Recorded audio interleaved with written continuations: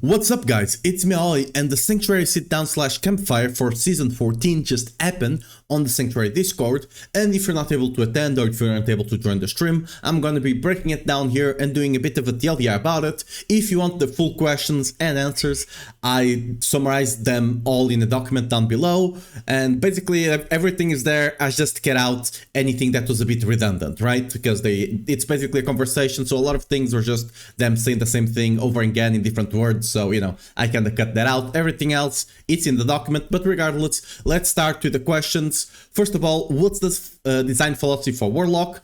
The answer was the Warlock fills the fantasy of a demon summoner. You are summoning the powers of hell as disposable resources to kill powers of hell, right? We're generally pleased where it landed. It was obviously overshadowed by some other interactions and builds in other classes, scaling past what Warlock can do right now, but we're looking into a judgment for those in Season 14. Basically, they're just saying, Warlock is in the right place, all the other classes are just way too busted, we're gonna nerf them. Okay, that's it.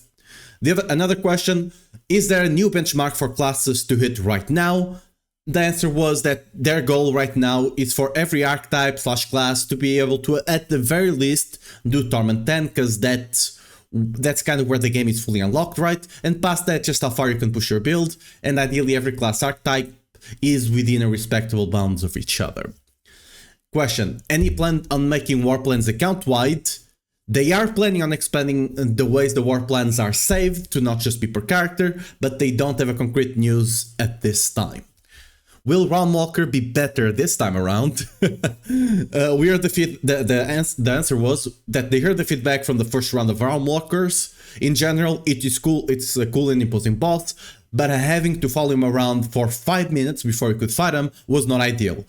The fight has been streamlined now, and it's almost fully reworked. When you encounter the Realmwalker, you go right into the fight, and it's a much more elaborate fight, almost like a world boss, that you can encounter anywhere out in the world, especially in Altides will be where you mostly encounter it, mostly outside of a boss arena as a surprise, not just as a timer. The next question, can you elaborate on the new ways mythics work and how they are different or similar to already existing mythics? The new mythics are a way, philosophically speaking, to elevate existing unique items to the level of mythics, since there are mythic items that just dominate the meta in their respective slots. The way new mythics work is that the new unique item can potentially become a mythic, they can drop that way or even be upgraded to mythic on the cube. What the mythic means in this new world is that all of their basic affixes, like for example strength, max life, crit damage, all of that will be max rolled, but not necessarily GA. If they are GA, they will stay GA. If they are not, they'll just get the max roll, right? And the unique power has a boost of 30%. Some exceptions, though, that didn't quite work out to increase by 30%, they have a different, they have an improved version, basically. Old mythics still exist and are known as iconic mythics. Some of the stronger ones were nerfed, and they now only have one specific stat they are guaranteed to drop.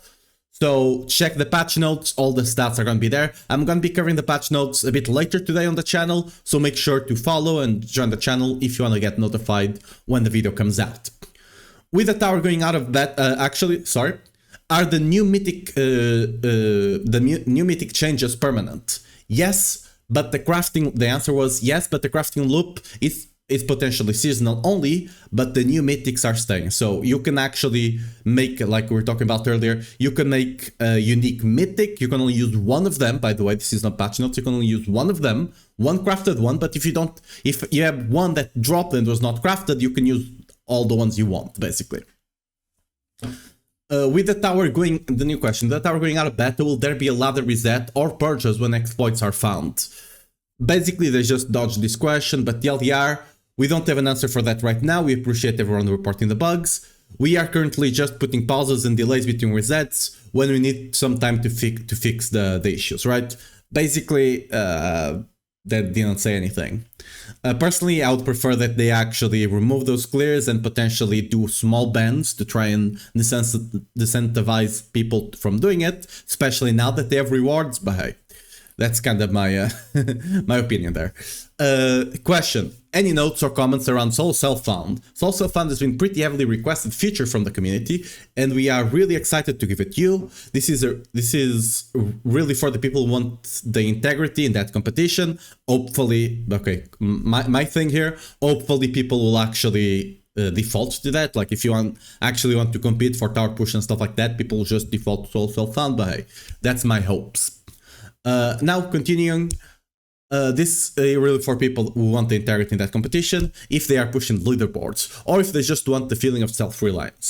You will not be doing activities like world bosses solo or anything, but you just want to be able to trade or actually engage in any activity in party play with anyone else. Question: if I make a unique a mythic, can I then make it a mythic charm? Answer: this is a pretty cool idea. We are not doing anything with unique and mythic charms in Season 14, but it's something we're looking at extending support for the future. So, no. This was actually my question. One of my questions. I got two in, apparently. Question: I really love the filter and helps so much. Are you planning to expand its functionality, like allowing us to change the size of text labels, color saturation and such, as well as setting conditions per torment level, so you can, for example, have certain items that you want while you're leveling to show up, but once you start getting to torment 10, you don't want all the legendaries to be showing up, right? So the filter would automatically, whenever you enter torment 10, all legendaries stop showing up unless they got good affixes, for example, right? Their answer was, I'm glad people are excited about the loot filter. We are definitely looking at extending support largely based on feedback provided by you guys. But we're not doing anything for Season 14. Keep sending us your feedback and we'll look to build onto the feature set. So nothing for now, but they are looking into it. Question: are things you would like players to what are the things you would like players to mess around the PTR the most? They want you to check the rupture activities, right?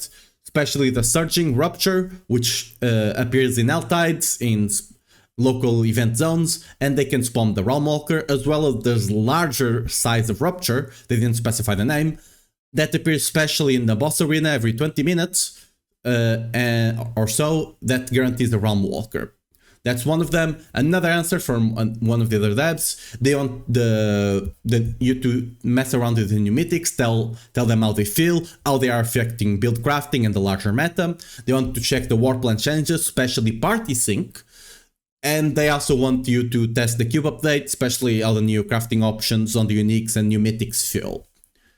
Another one of my questions, do you feel cube crafting hit the mark you were going for, and do you plan on adding more crafting options in the future? Answer: yeah, I'm really happy where the cube landed. I love the community reception. I love that people liked playing around with it. I like that people figured out the little tricks and interactions between other crafting systems. Gem strength bonus is a clear outlier and was not meant to scale with two-handers. Hopefully there's no clear outliers in the game power going forward.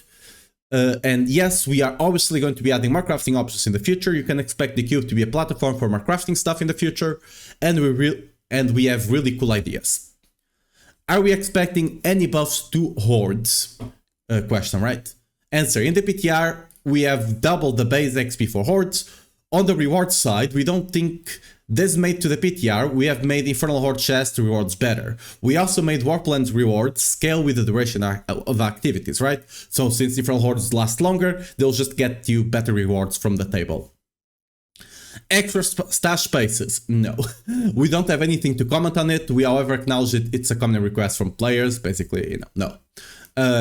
Can we skip Mephisto phases? I don't think it made it to the answer. I don't think it made it to the PTR, but we're making the cutscenes skippable. Hooray.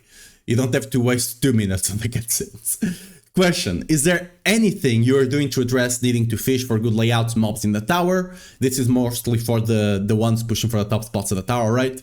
In general, in general, the goal is to make sure that the variations, permutations of things that can happen in the pit or tower, sorry, I mistranslated this, or transcribed this, or they said it wrong, regardless. In the tower, none of them are too egregiously spiky in either direction, so that the need and desire to fish is diminished. Basically, they're not making any changes. Question: any unique charms coming out soon? answer, it is intended that not every single unique can become a charm. There are some interactions that are just problematic and were never meant to exist at the same time. But, as a whole, we are looking to expand the roster of unique charms in future seasons. Question. Echoing Hatred, can it please stack? And also, not have it closed when you have a dungeon open. The second thing is a bug. I don't know if it has been resolved, but I'll follow up on that with the team after this. And on the first part of the question, as for Echoing Hatred in general, we have increased the amount of keys you can obtain, especially from killing elites, pretty significantly. It is still meant to be a rare bonus activity. Okay, guys, I tried to go through this fast. This is all the answers we got. I tried to, shorten them as much as possible. I don't think I took anything out of context. Hopefully I didn't. Of course, the document, the Google Doc is gonna be the Google Doc. Oh, it's gonna be down in the description. Let me know how you feel about these answers. Of course, this is not going super deep. We're gonna be talking about the changes in the PTR, especially the ones related to Barb and potentially Paladin as well. In the next video, I'm gonna go over all of them, giving you a TLDR on what's good, what's likely to be the meta in the future. But yeah, thanks for watching this video, guys. Once again, let me know what you think about these answers. Did they dodge too many questions? Did they give you some info that you're looking for? And if you want to participate in them, make sure to join the Sanctuary Discord for the next sit-down. Yeah. Anyway, guys, bye-bye. See you in the next video for the PTR changes. Yeah, the patch notes.